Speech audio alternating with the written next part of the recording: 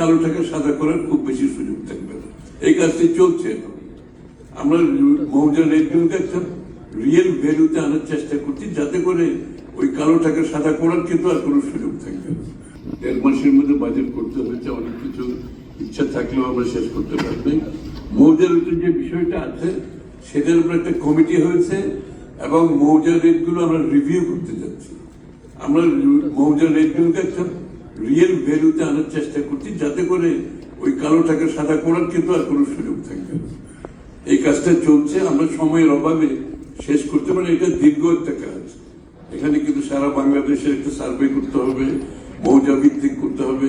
এখানে একটা মৌজার বাজারের এক মূল্য, তারপরে ধান কি বলে চাষবাসের জায়গার আরেকটা মূল্য।